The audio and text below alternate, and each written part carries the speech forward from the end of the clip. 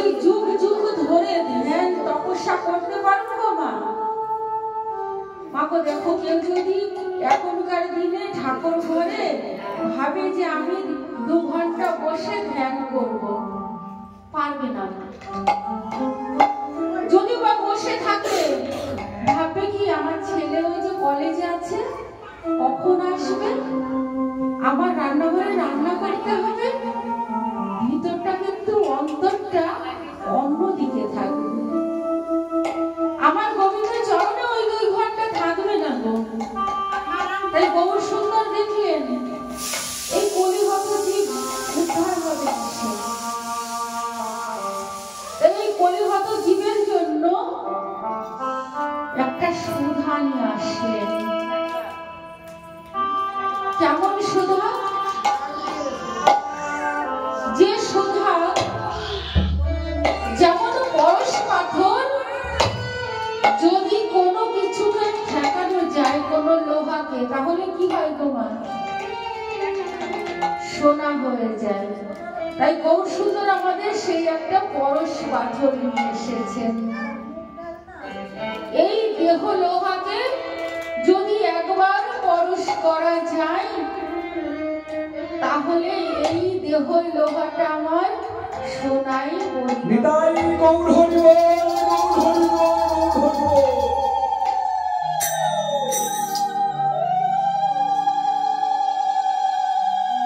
জানো মা, এক মায়ের 4টি সন্তান,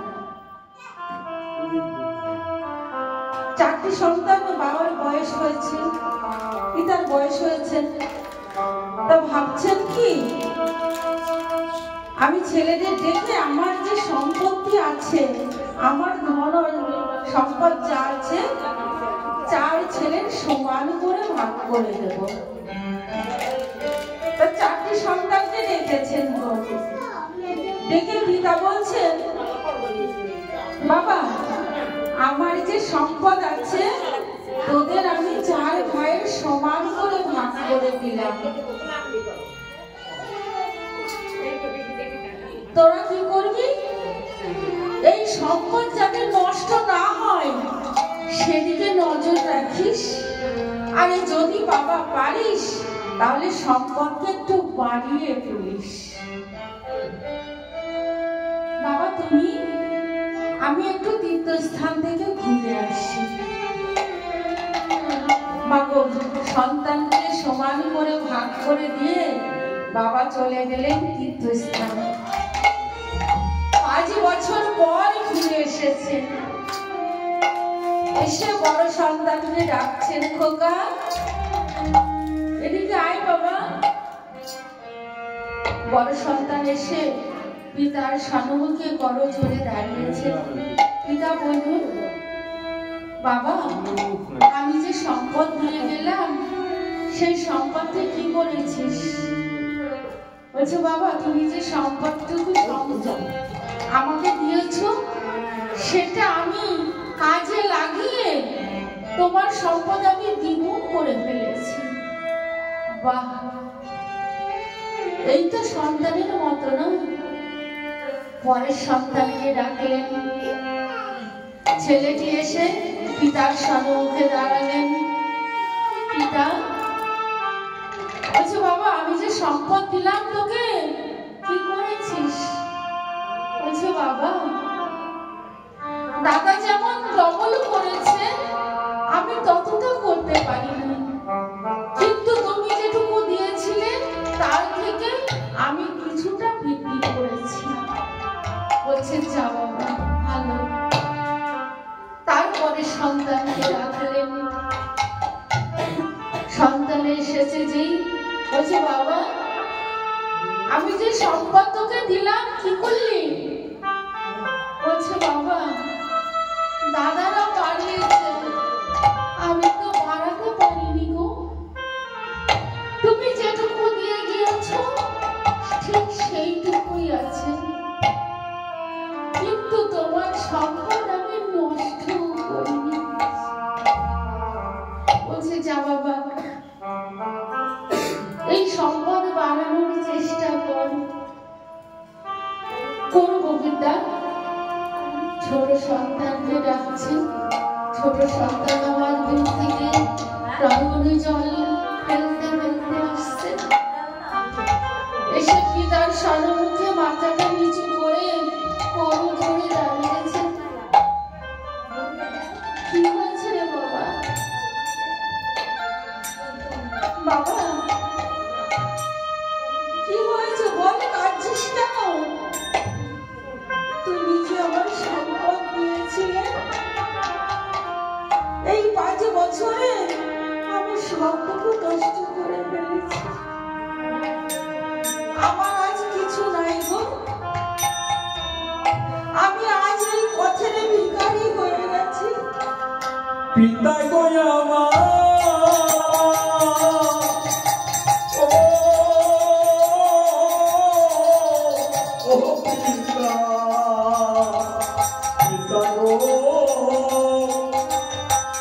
আমি সব হারিয়ে গেল,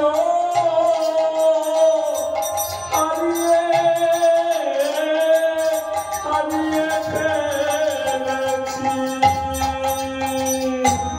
কিন্তু যিনি পিতা গো, তার তো সব সন্তানের উপরে মায়া থাকে না? সে সন্তান যদি কেউ পথের ভিখারি হয়, পিতা কি সইতে পারে গো? বলছে তো বাবা রে, আমি যে শীতে গিয়েছিলাম সেখান থেকে তোর জন্য একটা সম্পদ নিয়ে এসেছি। তাই ঝোলার মধ্যে থেকে একটা বড় পাথর বের করে দিলেন ছোট সন্তানের হাতে।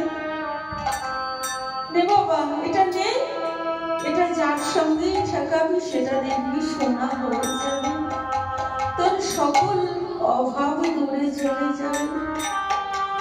তাই বড় সন্তানটি কে জানো গো মা? সত্যযুগ। তারপরের সন্তান হচ্ছে ত্রেতাযুগ। তারপরের সন্তানে দাপর, যা আছে সমান সমান। আর আমরা এই কলিযুগে সব হারিয়েছি। নিতাই গৌর হরি বল, গৌর হরি বল, গৌর হরি বল। তাই পিতাকে গো আমাদের ওই গৌর সুন্দর, সেই গৌর সুন্দর আমাদের হাতে তুলে দিচ্ছেন পরশ পাথর। সেই পরশ পাথরটা কি জানো না? ওই গোলকে গোপনে ছিল, গোলকের অমূল্য ধন, সেটা কি কৃষ্ণ নাম। বললেন তোদের এই জন্মে কিচ্ছু করতে হবে না, ধ্যান পূজা আশ্রা কিচ্ছু করতে হবে না, শুধু কি করবি জানো?